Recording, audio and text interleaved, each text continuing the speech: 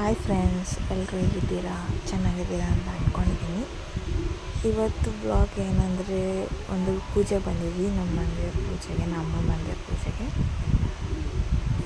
ಈ ಬ್ಲಾಗಲ್ಲಿ 2 ವೀಡಿಯೋ ಇದೆ, 2 ಡೇಸ್ದು. ಒಂದು ಪೂಜೆದು, ಇನ್ನೊಂದು ನಾನು ಹಾಸ್ಪಿಟ್ಲಿಗೆ ಹೋಗಿದ್ದು, ಅಪ್ಡೇಟ್ ಕೊಟ್ಟಿದ್ದು. ಹಾಸ್ಪಿಟ್ಲಿಗೇನು ಅಷ್ಟು ಇರಲಿಲ್ಲ, ಅದಕ್ಕೆ 2 ಕಂಬೈನ್ ಮಾಡಿಬಿಟ್ಟೆ. ಚೆನ್ನಾಗಿತ್ತು, ಪೂಜೆ ಎಲ್ಲ ಮಾಡಿದ್ವಿ. ಫುಲ್ ಎಲ್ಲ ಇಡೀ ಮನೆ ಜನ ಎಲ್ಲ ಬಂದಿದ್ದರು. ನಮ್ಮ ಫ್ಯಾಮಿಲಿ ಸ್ವಲ್ಪ ಜನ ಎಲ್ಲ ಬಂದಿದ್ದರು, ಅಮ್ಮನ ಕಡೆಯವರೆಲ್ಲರೂ. ಎಲ್ಲರೂ ಸೇರಿ ಪೂಜೆ ಮಾಡ್ತೀವಿ. ಪೂಜೆ ಮಾಡಿ ನಾನ್ ವೆಜ್ನ ಬಲಿ ಕೊಡಬೇಕಾಗಿತ್ತು. ಕೋಳಿ ಏನು ಇರುತ್ತೋ ನಮ್ಗೆ ಇಷ್ಟ ಬಂದಿತ್ತು, ಅದನ್ನು ಬಲಿ ಕೊಡಬೇಕಿತ್ತು. ಯಾಕೋ ಗೊತ್ತಿಲ್ಲ ಕಳಿಸಿದೆ ಫಸ್ಟ್ ಟೈಮ್. ಈ ಸಲ ಎಷ್ಟೇ ನೀರು ಹಾಕಿದ್ರು ಕೂಡ ಕತ್ತು ಹೊದಿರ್ಲಿಲ್ಲ.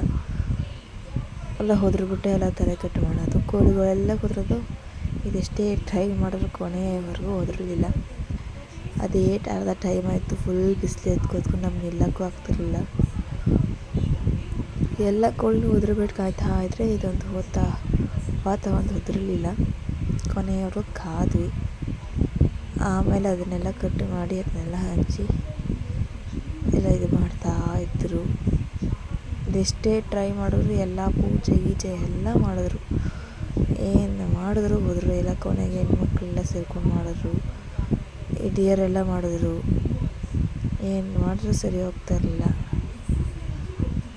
ನಮಗೆ ಬೇರೆ ಬಿಸಿಲಲ್ಲಿ ನಿಲ್ಲಕ್ಕಾಗ್ತಾಯಿಲ್ಲ, ತೀರಾ ಬಿಸಿಲು. ಇಲ್ಲಿ ರಾಜಸ್ಥಾನಲ್ಲಿ ಸ್ವಲ್ಪ ಚಳಿ ಇದ್ದು 1 ತಿಂಗಳಿಂದ ಇಲ್ಲಿ ಚೆನ್ನಾಗಿ ಬಂದು ಫುಲ್ ಬಿಸಿಲು, ನಮಗೆ ತಡೆಯೋಕ್ಕೆ ಆಗ್ತಾಯಿರಲಿಲ್ಲ.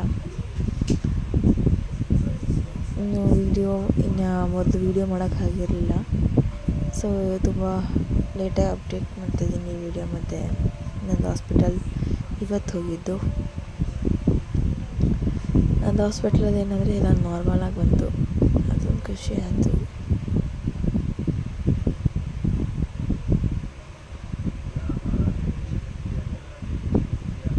ನಮಗಂತೂ ಫುಲ್ ಸುಸ್ತಾಗ್ಬಿಟ್ಟಿತ್ತು. ಅದು ಎಷ್ಟೇ ಹೊತ್ತಾದರೂ ಕೂಡ ಅದಾಗ್ತಾ ಇರಲಿಲ್ಲ, ನಮ್ಗೆ ನಿಲ್ಲಕ್ಕಾಗ್ತಾ ಇರಲಿಲ್ಲ. ಅದು ತುಂಬಾ ಸತಾಯಿಸ್ಬಿಡ್ತು ಅದು.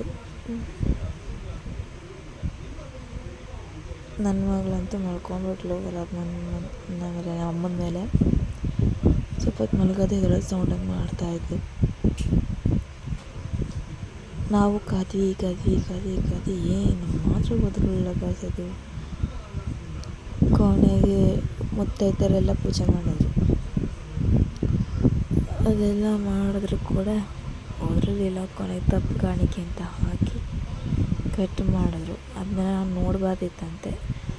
ಅದಕ್ಕೆ ನಾನು ಅದನ್ನು ಅಷ್ಟು ಕ್ಲಿಯರಾಗಿ ಮಾಡೋಕ್ಕಾಗಿಲ್ಲ. ಅನ್ನೋದನ್ನು ಕಟ್ ಮಾಡೋದನ್ನು ಈ ಟೈಮಲ್ಲಿ ನೋಡಬಾರ್ದು ಅಂತ ಅಂದರು ಅಂದ್ಬಿಟ್ಟು ನಾನು ಆ ಕಡೆ ಕಳಿಸಿದ್ರು ಎಲ್ಲರೂ. ಅದೇ ನಮ್ಮಮ್ಮ ಈಗ ಹಾಸ್ಪಿಟ್ಲಿಗೆ ಹೋಗ್ತಾ ಇದ್ವಿ. ಅದು ನನ್ನ ಮಗಳು ರೆಡಿಯಾಗಿ ಕುತ್ಕೊಂಡ್ಬಿಡ್ತಾಳೆ. ಅವಳೇ ಫಸ್ಟ್ ನಮಗಿಂತ ರೆಡಿ ಆಗೋದು. ನಾವೆಷ್ಟೇ ಟ್ರೈ ಮಾಡಿದ್ರು ಡಾಕ್ಟ್ರೇ ಸಿಗ್ತಾಯಿಲ್ಲ ನಮಗೆ. ಕೊನೆಗೆ ನಾವು ಡಾಕ್ಟ್ರಿಗೆ ತೋರಿಸ್ಕೊಂಡ್ವಿ. ಇಷ್ಟೇ ಇವತ್ತಿನ ವೀಡಿಯೋ. Thank you for